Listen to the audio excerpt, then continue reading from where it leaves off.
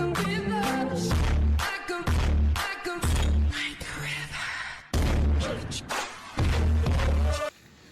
right, so this is part 2 of our Q&A, right? So we're going to answer a few more questions that you asked. We won't be able to answer all your questions, but we'll answer as much as we can. All right, so the next question is, um, what do you love the most about your partner? But I love so many things about you. You love everything about me. 90%. Okay, me 1st. Mm-hmm. Alright, so what do I love most about my partner? That's a hard one because I do love a lot of things, of the things that I love. But I would say one thing that I could really pinpoint is Javel's selflessness. Yeah, I mean, she will go above and beyond, not just for those who she cares for, but even for strangers, persons who she may not even know their names. But if someone is in help and she's able to help them, she will find every way to help them. Even if she's not the one who's able to help them, she will find that help for them. And so I've always loved that about her, just making those sacrifices, showing that Christ likeness through her kindness and her selflessness. Yes, I mean, I'm a school counselor. That's what you're supposed to do, be selfless and loving and caring. But thank you, baby. That's awesome. Okay, what do I love most about Ramesh? Yes, there's a lot of things I love about him. Um, but I would say his decision making skills. I wish I had that. Well, he when he makes up his mind, he makes a decision. That's it. A lot of times I might not understand why he does certain things or how he come to that kind of decision, but it's like, I don't know, I just have I've learned to just trust God with my husband, like just let him lead whatever decisions that he has made. I have to trust that he's the one that's leading him, and I'll tell you 90% of the time it's actually, I would be like, oh wow, that's why he did that. Smart. Why didn't I think of that? Why don't I take risk like Ramesh? He likes to take a lot of risks. So yeah. So that's what I love about him the most. That's nice. Yes. All right. Okay. Question number 2. We're continuing. Name one thing that your partner does that annoys you. Okay, so let me go first. First thing I can remember. Wait, I annoy you? What? Sometimes. Okay. Okay, so there's one thing that my wife does that annoys me. So she has a habit of not closing containers.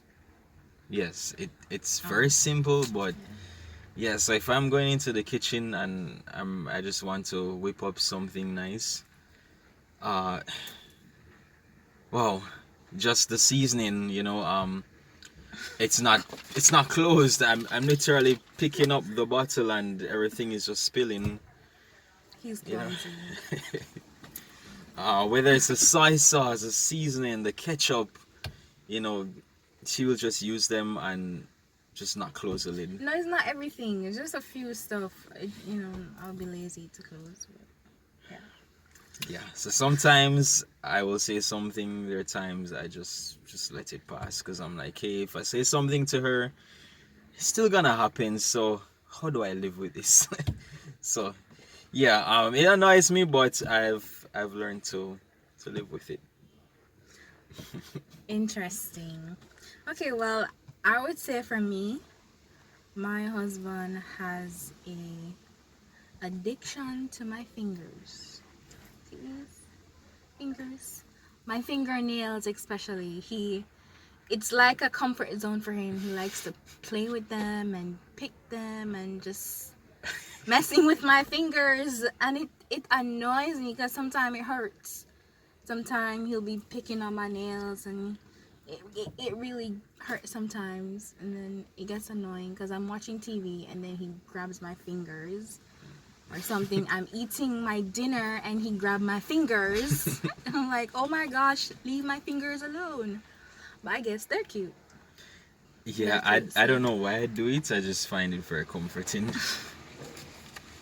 Sometimes he'll even fall asleep just playing with my nails. It's Yeah, annoying. true. That annoys me. Okay, the next question, guys, is how frequent do you have arguments or disagreements, and how do you manage them? Okay, yeah. That's a big one. So I guess we have phases. So there are times we will argue very A lot. frequent, like maybe in an entire week, maybe 5 days out of that week. We might argue. Don't That's say not that. 5 days? No. Oh, sometimes it feels very often. So yeah, we have our times it's frequent, and then we have our times it's not so frequent. But I guess the important thing is how we deal with these arguments. And so when we argue, the first thing we do is try not to let it escalate. So if we feel that we're being too emotional, we try to kind of tone down a bit. If we're not able to do that in the moment, then we try to just take a a little break. time to step back and just calm down. And then we come back and then we talk about what happened. And I can tell you many times our arguments are over simple things. Yeah, just nothing. And then we're left to like, what are we arguing over? But it happens. So might not be able to change that, like to never have an argument, because we're not perfect people. But yeah, we just try to handle our arguments by dealing with them timely, not going to bed upset. But just trying to solve these problems before the day ends. And so we will wake up on a new day, and Yeah. we'll be good. And that's because we're different as well. Yeah. You know, it's said quite often men are from Mars. Mars, yeah, women from Venus. Yeah, so we're a lot different. So we do argue quite often.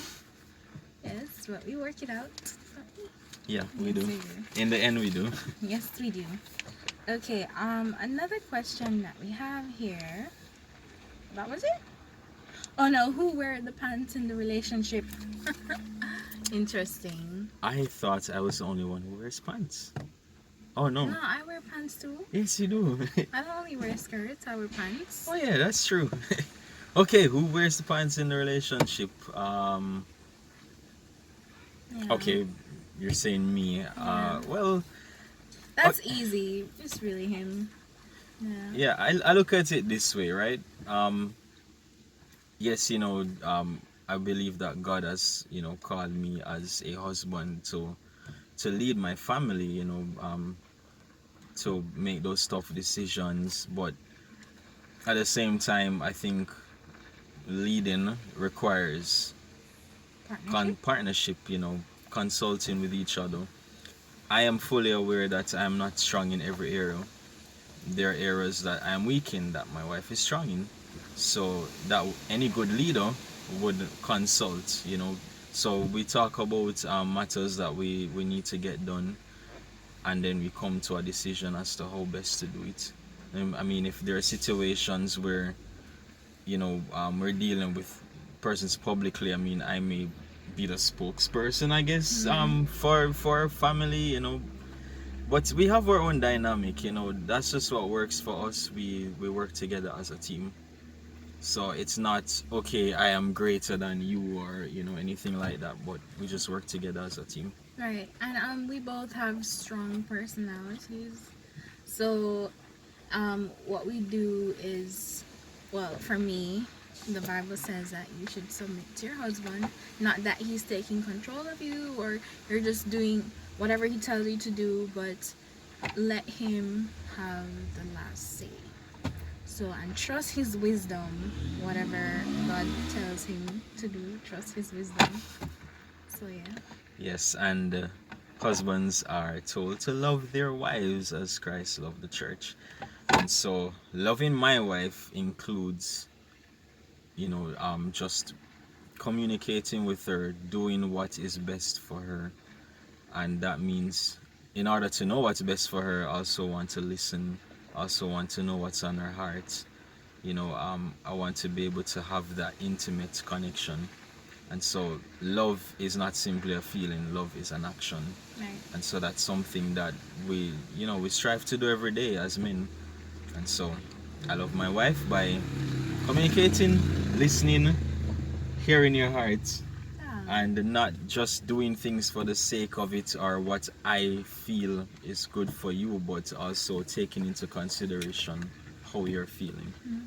And that way, teamwork makes the dream work. Exactly.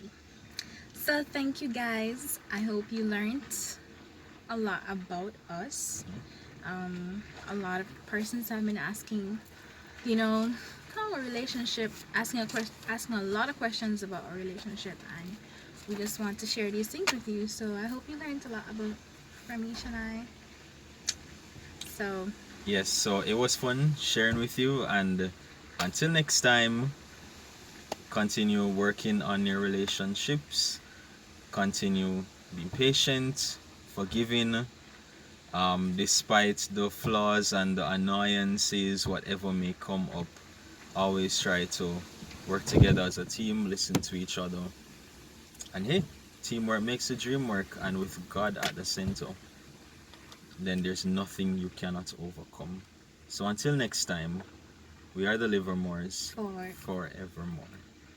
Peace. bye. Thanks for watching.